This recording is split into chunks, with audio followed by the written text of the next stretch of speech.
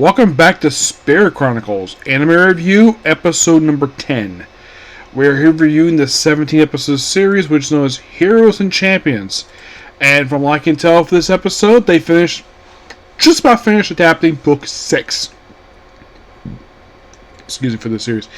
Yes, so in 5 episodes, I'd say so far anyways, for this series, in the case of, I know the last season they have a quarter of,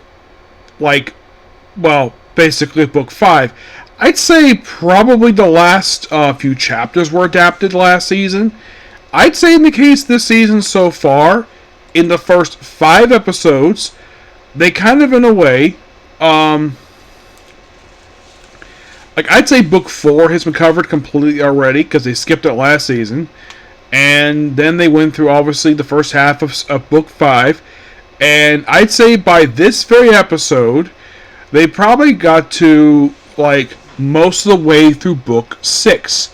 I'd say pretty much up until chapter number 6 of the series, of this book. Yes. So it's going to book 4 pretty quickly, adapting book 5, and basically go through most book 6 already. You might think, oh, they skipping stuff? I don't think so, no. Basically, here's what happens. Rio, of course, is with Celia and Ashia in this capital, where they're just walking about, and then, of course, we have Ashia just disappears, and they find her eating a food stall. You have a guy working with a hero, and mentioned going someplace, and you'll see Rio again for the rest of the episode. So the episode starts up prior to that with Latia, with Princess Flo, Duke Huguenot, and of course basically that country's hero, where they had to basically have a forced landing in a lake because of a black dragon. Yep. So basically they plan to move by land, and Princess Flor and the other blonde hair girl, I think what was her name here?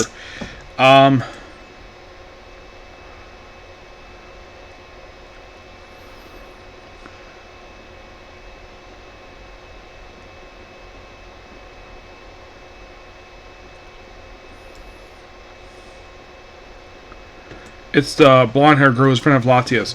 Not Latia, Flo. So basically they go by land. Duke Huguenot stays behind while they go basically back to Latia's home country. And the hero proceeds to ride in Latia's carriage, which, okay, he stays next to the blonde girl. I don't remember her name, honestly. So they're all the way there, and then, of course, they're attacked by goblins and ogres. They call them monsters, but obviously, looking at it, it's basically goblins and ogres.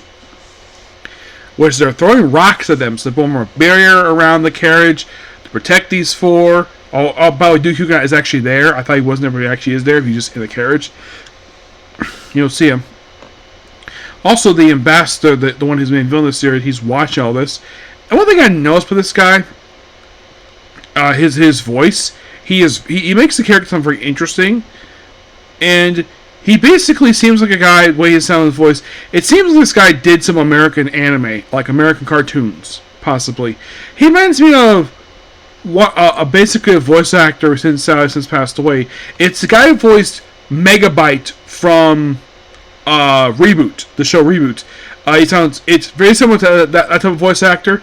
Of course, the guy since passed away, but he was a terrific voice actor. Voiced him in the greatest characters in history of American cartoons. Basically a lot of villains. And this guy is very similar to him, speaking with a the way he sounds with his voice, he is so interesting to listen to. He's hearing their thoughts, witnessing all this. And things are going okay. So the hero gets to the carriage, wondering what the heck is going on. He has no idea. But when the battle starts, basically when the maids activates a switch on the back of Latia's carriage, and then shutters go down. Yes, they just pop out of the top of the carriage, basically just about where the top of the carriage is, and they cover the door and all 4 windows just to protect them. Everything's going fine, and of course somebody hits the roof, and the hero's like, screw this, I'm going outside. So he takes the girl by the hand, who's with him, and of course Princess Flo is, holding the hand of Latia in this episode. And of course, Arya, she is actually by the way, it's actually a friend of hers, someone she knows, who apparently she was part of the same country. Apparently she's part of some fallen nobility, and of course, basically, she knew the guy who's in charge of the knights here, and he listens to her pretty well, despite the fact she'd be a maid, but she's a combat maid. You think, wait, combat maid, are we thinking about Overlord? Well, we don't have maids with machine guns. Like Delta. Oh boy, she's going to play a role in the Overlord movie. I'll talk about that Friday. Yes, I'm going to go see the Overlord movie on Friday. And I'm very much looking forward to that because I've been looking for this movie for 2 years, and now I'm going to finally see it. So, in the case of as versus episode, so they deal, of course, Arya's going back with her guard to help them out, and then a Minotaur shows up. Yes, a freaking Minotaur. The longer remembers of the Ark has read about him. And of course, also the hero probably knows about them from Greek mythology. And things about to go bad, and then Rio shows up, slices the Minotaur's hand, then proceeds to kill the first Minotaur in the back, goes to the front, kills the other Minotaur, and Flo immediately recognizes him. That's the events of the very next episode of the series, which should be quite interesting. Excuse me, leads to basically book number 7. Which, fun fact, I have actually read for the light novels the first. I'm now up to volume 8 for the series. Yes, volume 8. I am currently reading book 9 right now. Do I think I might read this volume before the season ends? Oh, heck yes. I'm going to continue reading it tonight because I love reading the light novels this series because they are a lot of fun to read. Oh my gosh, these books are a lot of fun. Yeah, it's like 25 books, but it's a breezy read. It's a lot of fun. I love reading light novels this series. I love the anime. And we're only 17 episodes in, and I don't feel offended by any changes. Not really, no, it's fine. Like, here's the thing. The books are not very long.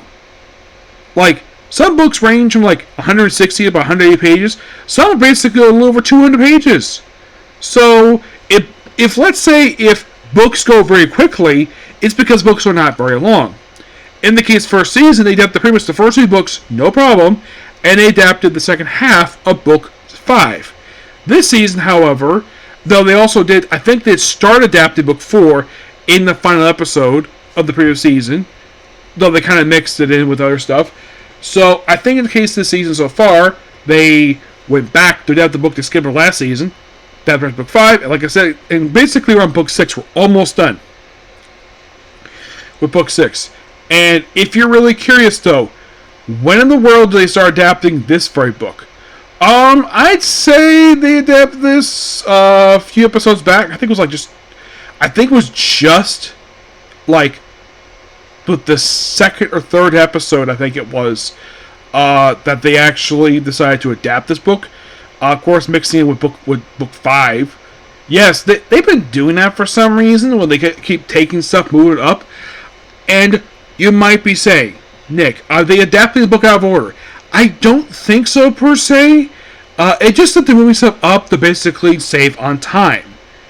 Yes, like in the case of Celia meeting the 3 people from the other world, she didn't meet them until basically book. She should be in book 4. She should be in book 5. Actually, more like she met them in the village, though they moved it up basically with the house, which fine. I didn't have an issue with that. That's perfectly fine. It established a relationship with these characters, and the fact that basically she knows ahead of time of who these characters are and why basically Haru needs to protect them. Obviously. And of course also in book 8, which I recently read, there's a passage in the book where Murha asks Latifa about Haruto's backstory, who he really is. Like, how does he know these 3 people? She explains to her that she cannot tell because of he made personal request not to tell him that. Mostly put, the way it's explained of why he can't tell them is because of timelines. That's simply the reason for that. It's explained in the light novels that the reason why he can't tell them because when they got transported, it was 4 years prior to his death. Because the whole thing is space-time continuum. That's why basically he doesn't want to tell him just yet. And by book 9, he still hasn't told him yet. And yet these characters have been there since book 4. Yep. That's pretty much the reason for that. Now, yes, I am spoiling a little bit of the books, but I'm not spoiling the entire book per se. I'm just basically mentioning a passage that happened, I think it was book 8, I think it was. Yes. Am I looking forward to more episodes of this series? Yes, I am. There is exactly about 7 more left to go. Yeah, 7 more, because we're like 5 episodes in, and then we're done.